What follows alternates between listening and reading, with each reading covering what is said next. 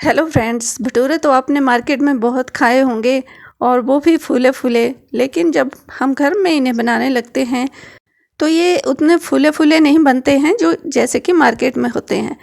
तो इस वीडियो में मैं आपको सभी वो ट्रिक्स बताने जा रही हूँ जिससे आपके भटूरे भी मार्केट की तरह बहुत ही ज़्यादा फूले फूले और बहुत ही ज़्यादा सॉफ्ट बनेंगे और मार्केट जैसे भटूरों का टेस्ट आप घर पे ले सकते हैं। तो वीडियो को एंड तक देखिए ताकि आपसे कोई भी बात स्किप ना हो सके और घर पे ही बनाइए भटूरे और अपने एक्सपीरियंस मुझसे ज़रूर शेयर कीजिए। तो यहाँ पे प्योर हम मैदे के भटूरे बनाने जा रहे हैं। तो यहाँ एक थाली में मैं ले रही हूँ 2 कप मैदा। ग्राम्स में देखें तो ये 200 ग्राम है और साथ में यहाँ पे हम डालेंगे 3 टीस्पून सूजी। सूजी डालने से हमारे जो भटूरे हैं थोड़े से क्रंची बनेंगे। और इसके साथ डालूंगी मैं यहाँ पे 2 टीस्पून भर के देसी घी और साथ में डालेंगे 1 चम्मच चीनी। चीनी डालने से हमारे भटूरों का कलर बहुत बढ़िया आता है। साथ में जाएगा यहाँ 5 टीस्पून दही। दही से हमारे भटूरे फूले फूले बनेंगे।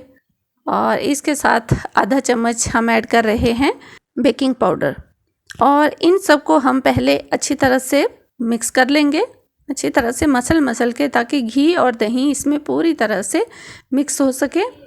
और आप देख सकते हैं कि अब हमने इसे अच्छी तरह से मिला लिया है और साथ में आधा चम्मच मैं नमक ऐड कर रही हूँ जो मुझसे स्किप हो गया था। जब तक कि ये मैदा पूरी तरह से इस दही और घी में मिक्स नहीं हो जाता तब तक हमें इसे इसी तरह से करते रहना है। और आप देख सकते हैं कि अब ये अच्छी तरह से मिक्स हो गया है। तो यहाँ पे ऐड करूँगी मैं थोड़ा सा, लगभग 2 चम्मच दूध। ये ऑप्शनल है और इस तरह से हमें इसे मसलते रहना है लगभग 2-3 मिनट। अब इसके बाद हमें इस प्रकार से इस आटे को पटकना है जिस प्रकार से हलवाई लोग पटकते हैं। ये बहुत ही ज़रूरी स्टेप है, इससे हमारा जो मैदा है वो अच्छी तरह से फर्मेंट होता है और हमारे भटूरे बहुत ही बढ़िया फूले फूले से बनते हैं। तो जब आप भटूरे बना रहे हों तो इस बात का विशेष ध्यान रखें कि आपको लगभग 5 मिनट तक इसी स्टेप को फॉलो करना है और इस तरह से मैदे को पटकना है ताकि हमारे भटूरे जो हैं पूरी तरह से फूलें, हर एक भटूरा फूले। और रेशो का भी हमें ध्यान रखना चाहिए। अगर रेशो कम या ज़्यादा होती है तब भी इसमें भटूरे नहीं फूलते हैं। तो इसे अब हम इस तरह से पटक लेते हैं और आप देख सकते हैं कि अब हमारा आटा जो है तैयार हो चुका है। और अब हम इसे इस तरह से कर लेंगे और इसके ऊपर लगा देंगे थोड़ा सा रिफाइंड ऑयल। आप चाहें तो किसी भी कुकिंग ऑयल का प्रयोग कर सकते हैं या फिर घी का यूज़ भी कर सकते हैं। इसके बाद हम लेंगे एक गीला कपड़ा।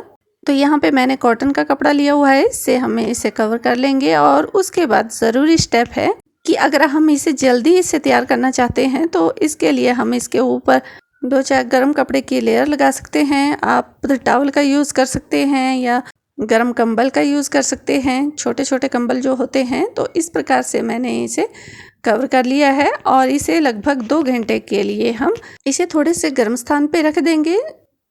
तो मैं इसे किचन के अलमीरा में रख रही हूँ जिससे हमारे जल्दी से आटा तैयार होगा। तो इसे हम गर्मियों में बना रहे हैं, अगर आप सर्दियों में बना रहे हों तो इसे लगभग 3 घंटे के लिए इसी तरह से रख दें। और इसके बाद आप देख सकते हैं कि 2 घंटे के बाद हमारा आटा थोड़ा सा फूल चुका है और अब हमें फिर से इसे इस प्रकार से मसलना है और थोड़ा सा पटकना है।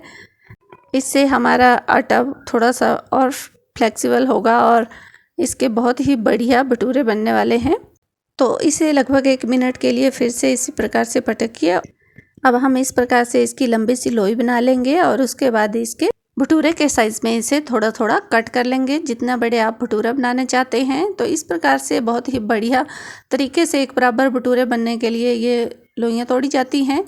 और इस प्रकार से हमें डो तैयार कर लेने हैं। और यहाँ पे ध्यान देने वाली बात ये है कि इसमें कोई भी क्रैक नहीं होना चाहिए, वरना हमारे भटूरे अच्छी तरह से नहीं बेले जाएंगे। और यहाँ पे फिर से हम इसके ऊपर रिफाइंड लगा देंगे थोड़ा थोड़ा, ताकि इसमें पपड़ी ना जमे और हमारे ये जो डो हैं वो पूरी तरह से सॉफ्ट रहें। इसके बाद फिर से हमें इसे कपड़े से कवर कर लेना है। तो मैं यहाँ फिर से उसी गीले कपड़े का यूज़ कर रही हूँ लगभग 10 मिनट के लिए, जब तक कि हमारा तेल गर्म नहीं हो जाता। तो यहाँ पे इन डो को रेस्ट देना भी बहुत ज़रूरी है। यहाँ पे कढ़ाई में हमने रिफाइंड ऑयल गर्म करने के लिए रख दिया है। इसे हम बिल्कुल स्लो गैस पे गर्म करेंगे। इसे हमें ज़्यादा गर्म नहीं करना है, इस बात का ध्यान रखें। अब तेल गर्म करते हुए हमें ध्यान रखना है कि हमारा तेल ना ही ज़्यादा गर्म होना चाहिए और ना ही ज़्यादा ठंडा। अगर हमारा तेल ठंडा होगा तो हमारे भटूरे फूलेंगे नहीं, और अगर ज़्यादा गर्म होगा तो वो अच्छी तरह से अंदर तक पकेंगे नहीं। तो इस बात का ध्यान रखें। और अब हम अपने भटूरे बेल लेते हैं। तो हम भटूरा बेलते हैं तो इस बात का ध्यान रखें कि मोटाई जो है हर तरफ से बराबर होनी चाहिए। कहीं से ज़्यादा पतला नहीं होना चाहिए और कहीं से ज़्यादा मोटा नहीं होना चाहिए। भटूरा ज़्यादा पतला नहीं करना चाहिए, वरना ये फूलते फूलते ही एकदम से फट जाता है। और एक बराबर से इसकी मोटाई रखें, इसका ध्यान रखें। और भटूरे हमें साथ साथ में ही बेलने हैं, ताकि हम एक साइड से बेलें और दूसरी साइड से जो है हम इसे तेल में तल लें। अगर हम इन्हें बेल के साइड में रख देते हैं तो भी हमारे भटूरे अच्छे नहीं बनेंगे। तो इन्हें हम जल्दी से अब कढ़ाई में डाल देते हैं। तो आप देख सकते हैं हमारा तेल ना ज़्यादा गर्म है ना ठंडा है, और ये धीरे धीरे ऊपर उठेगा। इसको टाइम लगेगा उठने के लिए, और गैस हमारी बिल्कुल स्लो है। और इसके बाद हम इसे 7-8 सेकंड के बाद इस तरह से थोड़ा थोड़ा प्रेस करेंगे, जिससे हमारा भटूरा बहुत ही बढ़िया फूल के तैयार होगा।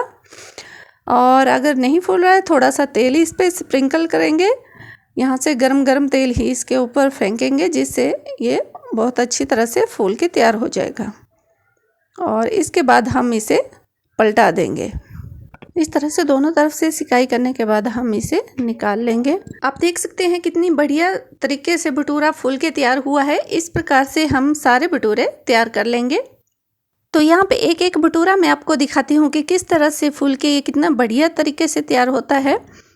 और अगर आप रेशो का ध्यान रखेंगे और इस तरह से भटूरा बनाएंगे तो 101% आपका हर एक भटूरा जो है फूल के तैयार होगा, इसकी गारंटी है। लेकिन रेशो का ध्यान रखें, तेल का ध्यान रखें कि कितना गर्म होना है। इसके साथ ही इसका ध्यान रखें कि पटक पटक के आटा जो है तैयार करना है।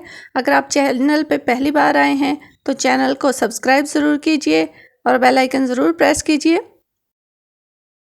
और इस प्रकार से हम सभी भटूरों को तैयार कर लेंगे। आप चाहें तो इसको थोड़ा सा ज़्यादा देर सिकाई करके ज़्यादा क्रिस्पी बना सकते हैं, लेकिन हमें थोड़े सॉफ्ट चाहिए, इसलिए जैसे ही हमारा भटूरा फूल जाता है उसके बाद 2-3 सेकंड के लिए हम इसे पकाएंगे और दूसरी साइड से भी थोड़ा सा हल्का सा ब्राउन कर लेंगे।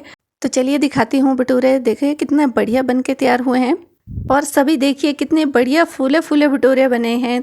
और ये भटूरे एक दिन के बाद भी आपको सॉफ्ट ही मिलेंगे, इसकी गारंटी है। आप बना के देखिए और मेरे तरीके से पूरे रेसो को फॉलो कीजिए और खुद कमेंट करके बताइए कि आपके भटूरे कैसे बने और कितनी देर तक सॉफ्ट रहे। और ये देखिए बहुत ही बढ़िया भटूरे बन के तैयार होते हैं। अगर रेसिपी पसंद आए तो चैनल को लाइक शेयर और सब्सक्राइब ज़रूर कीजिए, और इसी तरह की रेसिपीज़ के लिए बने रहिए मेरे चैनल पे। Thanks for watching my video. Thank you.